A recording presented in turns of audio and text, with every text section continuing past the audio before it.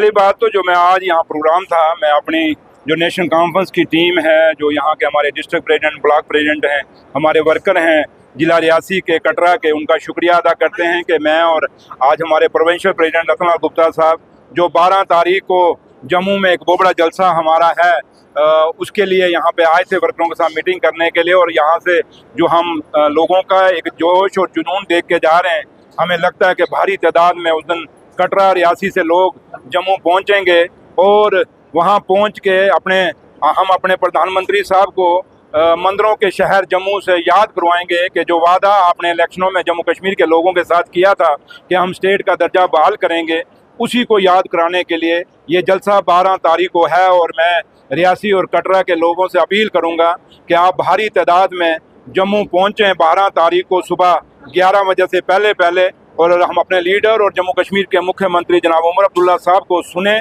और जो हमारी डिमांड एक एक बच्चे के लिए और एक एक मेरी बहन, माता, बुजुर्ग के लिए है कि जम्मू कश्मीर की खोई हुई शनाख्त, जम्मू कश्मीर का खोया हुआ स्टेट का दर्जा बहाल किया जाए, वो आवाज़ वहाँ से हम बुलंद करेंगे।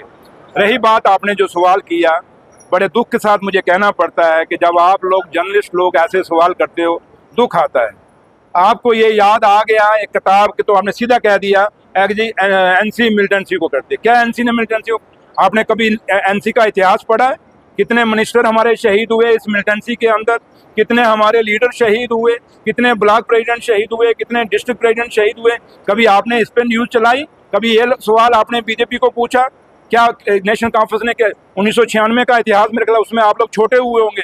1996 में जब मिलिटेंसी से द्वारा यहाँ जम्मू कश्मीर में इलेक्शन लड़ने की बारी थी, तो क्या कोई पार्टी तैयार हुई थी? उसमें वाहिद कायदे सानी डॉक्टर फारूक अब्दुल्ला को दिल्ली वालों ने कहा कि आप इलेक्शन लड़ें ताकि यहाँ डेमोक्रेसी बहाल की जा सके। आपको याद है कि जब जम्मू कश्मीर के मसले को जिनेवा में रखने की बात थी, तो दिल्ली में सरकार किसकी थी? बीजेपी की थी। क्यों डॉक्टर फारूक अब्दुल्ला को उस समय भेजा था? क्यों? इसलिए कि डॉक्टर फारूक अब्दुल्ला साहब नेशनल कॉन्फ्रेंस जो है एक सेकुलर पार्टी, एक जमात है, इसलिए भेजा था। इसलिए आप जब सवाल हम पे खड़ा करते हैं, थोड़ा इतिहास को भी देख लें। रही बात कि बीजेपी जो बात कहती है, किताब की बात है, किताब आई कहाँ से, छपी कहाँ से? रही बात कि जहाँ तक सरकार का ताल्लुक है, मैडम सकीना इट्टू ने साहब उस किताब के लिए एक्शन ले लिया, लोगों को सस्पेंड कर दिया, इंक्वायरी इनिशिएट कर दी, उन्होंने यहाँ तक कह दिया कि हम इनको टर्मिनेट करेंगे।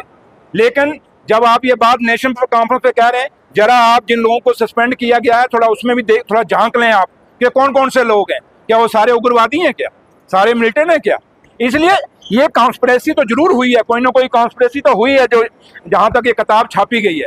लेकिन ये साजिश एक्सपोज जरूर होगी, लेकिन उसके लिए इंक्वायरी बना दी गई है, जब रिपोर्ट आएगी। और दूसरी किताब की बात है, किताब उठाई, फाड़ दी, फेंक दी, खत्म हो गई। जरा बीजेपी के लोगों को ये आपने पूछा कभी कि नीट्स का एग्जाम लीक हुआ, पेपर लीक हुआ, कितनी माओं के बच्चे मर गए, सुसाइड कर गए, कितने लोग दुनिया छोड़ के चले गए, नौजवान बच्चे जिन्होंने अभी जिंदगी जीनी थी? क्या बीजेपी ने एक बार भी उस नीट का जो पेपर लीक हुआ, क्या बीजेपी ने बात रखी अपनी? क्या उन्होंने रेजिग्नेशन मांगा?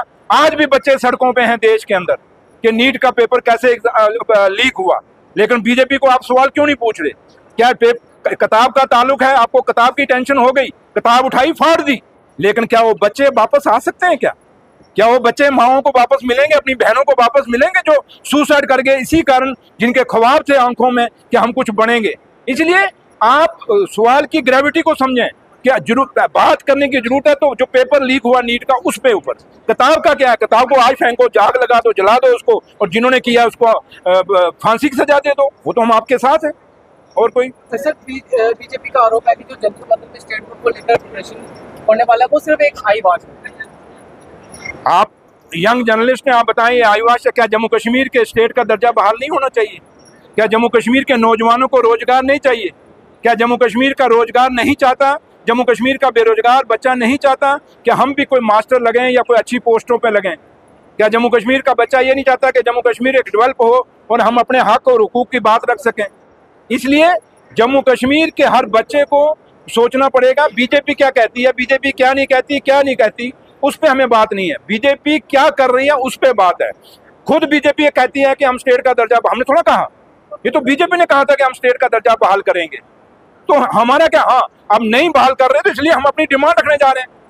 हमारे मैनिफेस्टो में ये है, हम अपने मैनिफेस्टो के मुताबिक कर रहे हैं। बीजेपी का मैनिफेस्टो एक दिन आप लोग सब पढ़ लो, एक दिन उनको पूछना उसमें से, उस मैनिफेस्टो से कौन कौन सा काम 2024 में बीजेपी को मैनिफेस्टो पे इलेक्शन लड़ी होगी ना, वो थोड़ा मैनिफेस्टो उठा लगे देख लो।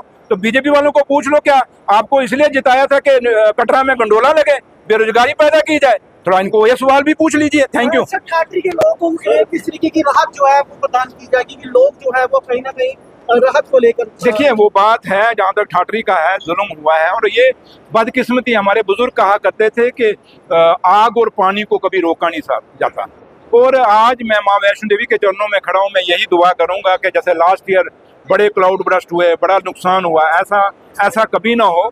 अब ये ठाठरी में या दुआ हुआ, सरकार इस पर नज़र रखी है और इसमें जो भी हमसे हो रहा है हम कर रहे हैं और हमारी टीमें जो सरकार की SDR वगैरह लगी हुई हैं। लेकिन दुआ यही रहेगी, क्योंकि अब आप कहें कि क्लाउड बर्स्ट को मैं या आप रोक सकते हैं, कोई नहीं रोक सकता। इसलिए अब ये नेचुरल क्लाइमेटी है जिसपे एक ऐसा तूफान है और ये ग्लोबल वार्मिंग का असर है और हमें जंगल बचाने होंगे। सबसे बड़ी बात है कि जंगल बचाने होंगे।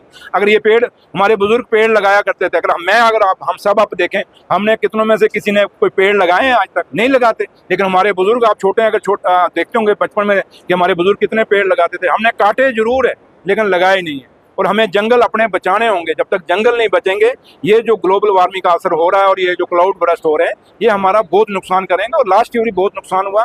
लेकिन मैं फिर कहूँगा कि माँ वैष्णो देवी के चरणों में यही बेनती करूँगा कि माँ, लोगों का बचाव करना, हम सब का बचाव करना, आप सबका बचाव करना।